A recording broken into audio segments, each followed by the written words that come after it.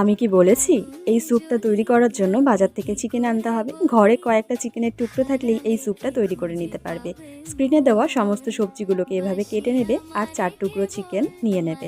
দিয়ে দেবে কড়াইতে 1 চামচ বাটার এবং গোলমরিচ, দারচিনি এবং লবঙ্গ। দিয়ে দেবে একটু জল, চিকেনটাকে দিয়ে দেবে এর মধ্যে। চিকেনটাকে সিদ্ধ করে চিকেনটাকে তুলে নেবে। তারপরে চিকেন স্টকটার মধ্যে দিয়ে দেবে আরও বেশ কিছুটা জল। বেশ কিছুটা জল দেওয়ার পর জলটা যখন ফুটে আসবে তখন সমস্ত সবজিগুলোকে এর মধ্যে দিয়ে দেবে। সবজিগুলোকে সিদ্ধ হতে দেবে যতক্ষণ সে সবজিগুলো সিদ্ধ হচ্ছে ততক্ষণ চিকেনটাকে খুব ভালো করে ছাড়িয়ে নেবে। চিকেনটা এভাবে ছাড়িয়ে নেওয়ার পর নিয়ে নেবে 2টো ডিম, ডিমের সাদা অংশটাও নিয়ে নেবে। তারপরে দিয়ে দেবে পেঁয়াজ পাতা, চিকেনের টুকরোগুলো এবং তার মধ্যে দিয়ে দেবে ডিমের গোলা।